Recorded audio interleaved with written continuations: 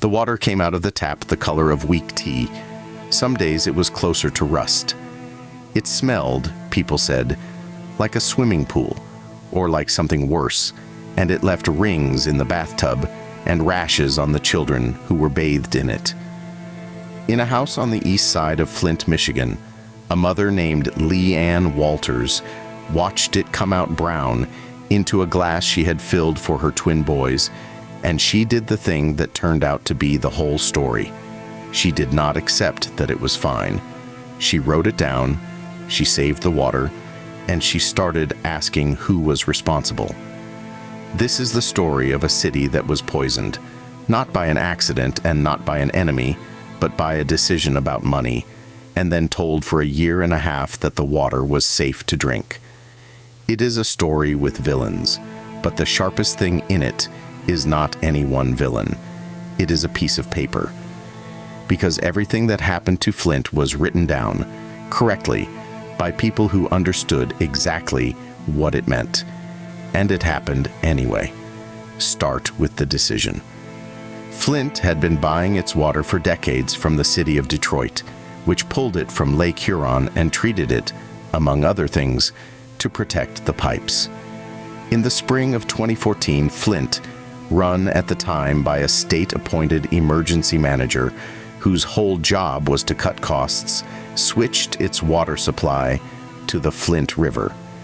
It was meant to be temporary, a way to save money while a new regional pipeline was built. On the day of the switch, officials drank a toast with glasses of the new water and smiled for the cameras. The emergency manager's job was numbers on a spreadsheet, and on the spreadsheet, the switch looked like a saving. What the spreadsheet did not have a column for was corrosion, or a 5-year-old's blood. The chemistry of it was not complicated, and it was physical. River water is more aggressive than lake water. To use it safely in a city with old pipes, you add a corrosion inhibitor, a chemical that lays down a thin protective coating on the inside of the plumbing so the water cannot eat into the metal. Flint's pipes, like those in most older American cities, were lead pipes, and the State Environmental Department, the agency whose entire purpose was to catch exactly this, did not require Flint to add the corrosion control. The river water went into the pipes bare.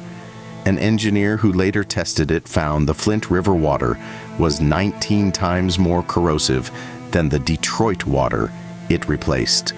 With no protective coating, it did what aggressive water does. It stripped the old scale off the inside of the pipes and began dissolving the metal underneath. And that metal is a neurotoxin. There is no safe level of it in a child's blood. It lowers the ability to learn and to concentrate, and that damage is permanent. And it was now coming out of the taps of a city of about 100,000 people into their coffee, their cooking, their baby formula, and their bath water. What that metal does to a child is quiet, which is part of why it was so easy to deny.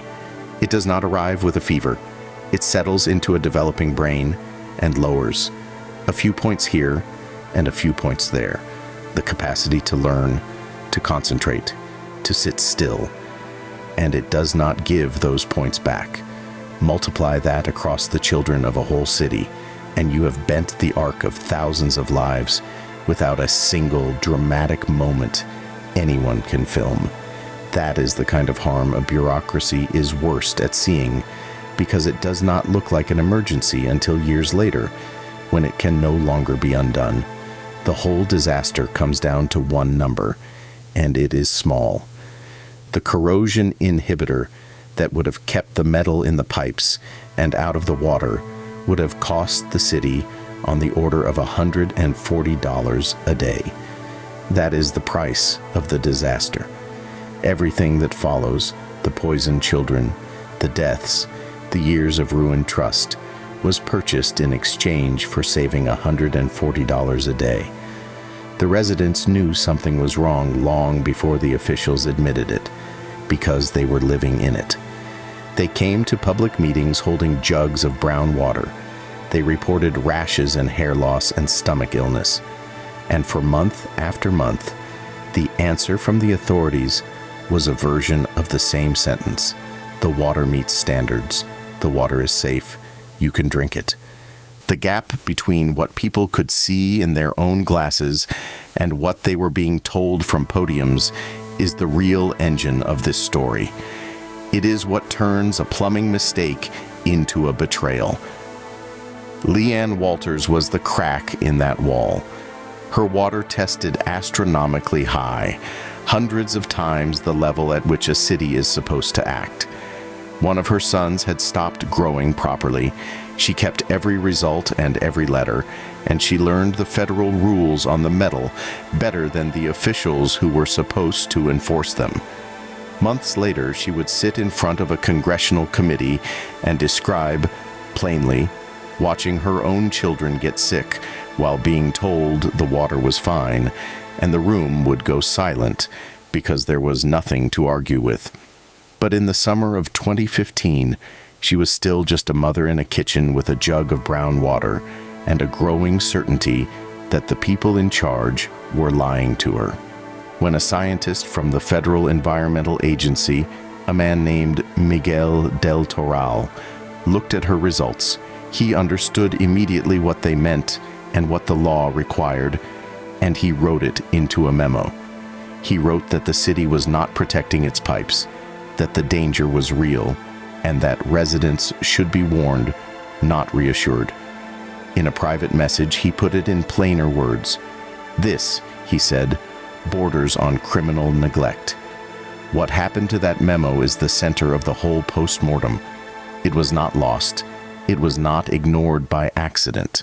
His own agency's regional leadership moved to keep it quiet, and Del Toral, the one person in the system who had said the true thing out loud, was pushed aside and effectively silenced. The document that could have ended the crisis in the summer of 2015 existed, was accurate, and was buried by the people it embarrassed. It took outsiders to force it into the light.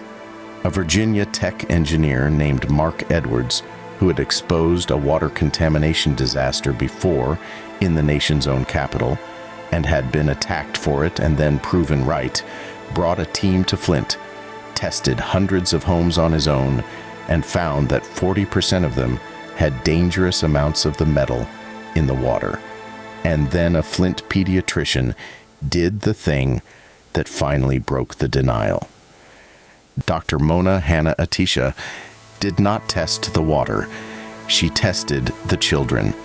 She pulled the blood test records of Flint kids from before the switch and after, and she stood up in September of 2015 and showed that the share of children with lead poisoning had roughly doubled across the city, and in the worst neighborhoods had tripled. You could no longer argue about parts per billion in a pipe. The metal was in the children.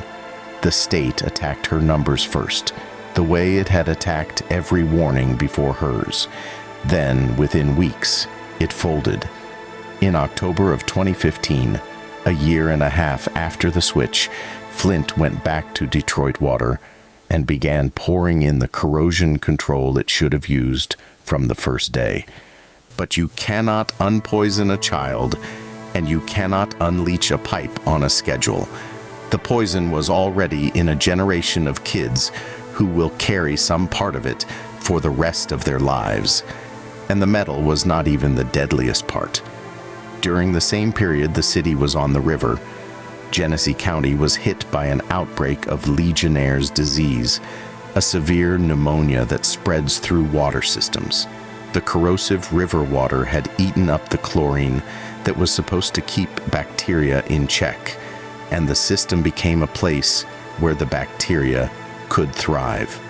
Around 90 people were sickened. 12 of them died. They were not statistics to the families who lost them. Most were older people, admitted to the hospital for something else, and then killed by the water in the one building that was supposed to heal them, in a county that had been told its water was safe.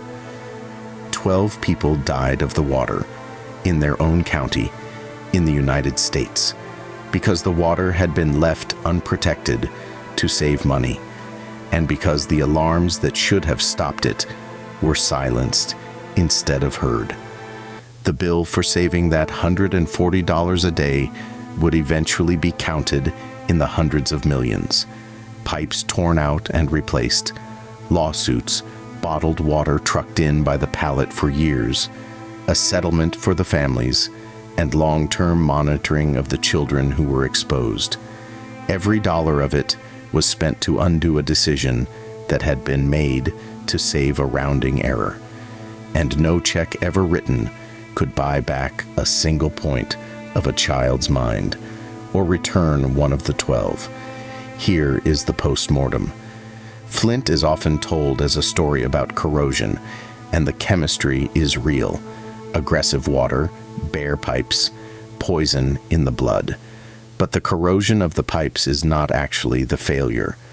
The failure is that every single thing that went wrong was known, in writing, by someone with the authority to stop it, while it was still happening. The mother wrote it down.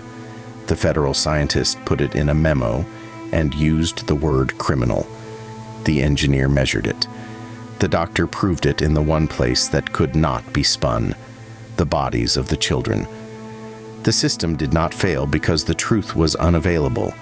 It failed because the truth was inconvenient, and the people who could act found it easier to attack the messengers than to spend $140 a day. A safety system that punishes the person who reads the warning is not a safety system. It is a way of being surprised on purpose.